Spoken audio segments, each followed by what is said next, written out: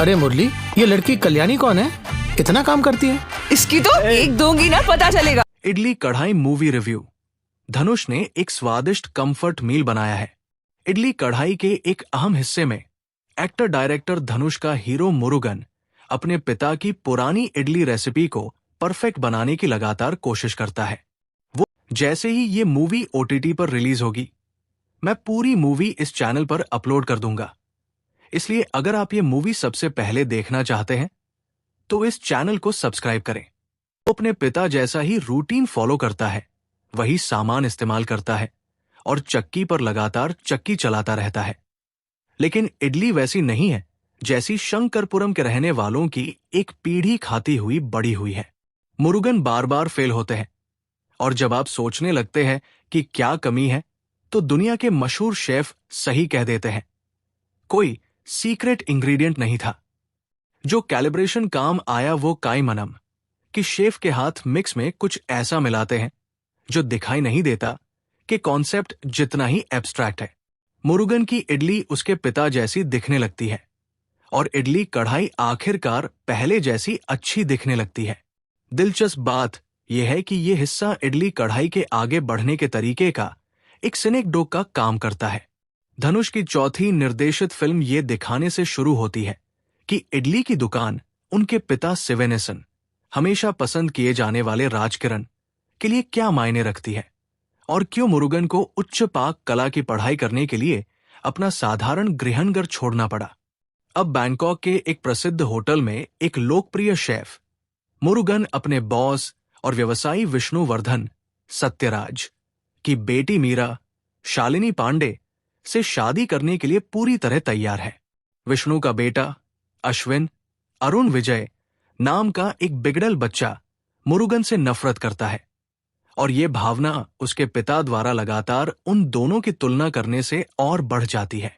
भाग्य के एक मोड़ में मुरुगन को शंकरपुरम लौटने के लिए मजबूर होना पड़ता है और दुर्भाग्यपूर्ण घटनाओं के बाद वो अपने पिता की दुकान संभालने और शादी रद्द करने का फैसला करता है। जाहिर है ये विष्णुवर्धन को अच्छा नहीं लगता है। उदाहरण के लिए उसके माता पिता के साथ उसका फोन कॉल, जो उसकी शादी में शामिल होने के लिए बैंकॉक जाने से मना कर देते हैं। इसमें माता पिता से उनके इकलौते बेटे की शादी के बारे में उम्मीद की जाने वाली रिएक्शन की कमी है, जो विदेश में रहता है। इसमें कई क्लीशे भी हैं, जैसे शुरुआती मोनोलॉग जो आपको सोचने पर मजबूर कर देता है कि ये मुरुगन बोल रहा है या धनुष। बैंकॉक वाले हिस्से लगभग घिसे-पिटे लगते हैं और अश्विन को एक भगवान का छोड़ा हुआ बच्चा दिखाने की कोशिशें काम नहीं करती।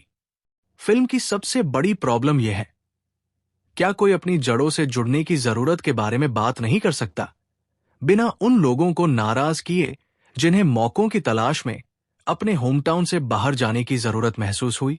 अश्विन का आर्क बताता है कि सिर्फ एक साधारण माहौल ही हमदर्दी और अच्छी पेरेंटिंग की गारंटी देता है, जबकि दूसरे डायलॉग बेहतर लाइफस्टाइल चाहने वालों को अपनी जड़ों को समझने में नाकाम दिखाते हैं।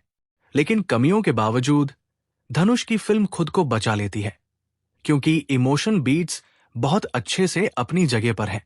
नित्या मेनन ने कयाल का रोल किया है, जो एक पड़ोसी है और जब वो विदेश में था तो उसके बुजुर्ग माता पिता की देखभाल करता था।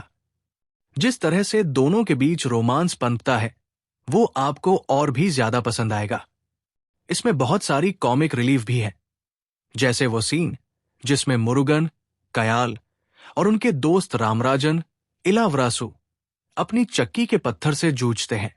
फिल्म अपने इमोशनल कोर के साथ सबसे मजबूत है और धनुष ने मुरुगन का आर्क जिस तरह से लिखा है उसके लिए वो तारीफ के काबिल है।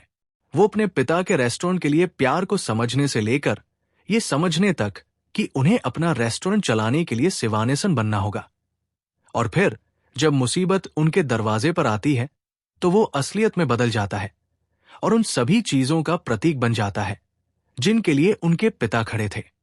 पार्थिबन का पुलिस वाला कैरेक्टर जो आर्क लेता है, इलावरसु की पोएटिक जस्टिस के बारे में कही गई एक लाइन और शहर के स्कूली बच्चों के प्रति सिवानेसन की दया से जलती चिंगारी, ये सभी एक गहरी छाप छोड़ते हैं। जीवी प्रकाश कुमार के जोशीले म्यूजिक के साथ एक खास ब्लैक पैंथर जैसा सीन हॉल में सबसे ज्यादा तालियां बटोरने वाला था। प्रकाश का स्कोर, किरण कौशिक की सिनेमेटोग्राफी और जैकी का बेहतरीन प्रोडक्शन डिजाइन, ये सब मिलकर इडली कढ़ाई को मजेदार बनाते हैं।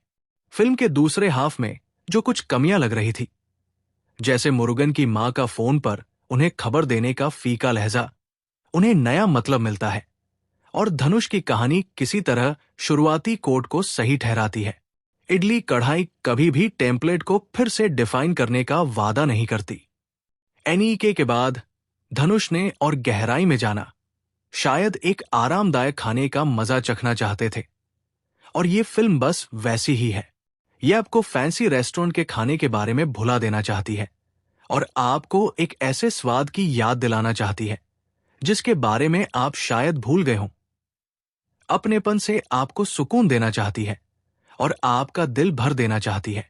धनुष की लेटेस्ट डायरेक्ट की हुई फिल्म इडली कढ़ाई असल में एक सेफ मूवी है जो पारंपरिक तरीकों और मूल्यों की पूजा करने के आइडिया पर आधारित है। जैसा कि ट्रेलर से कोई भी अंदाजा लगा सकता है, यहां झगड़ा एक बिंदास बिजनेसमैन और जमीन से जुड़े इडली वाले के बीच है।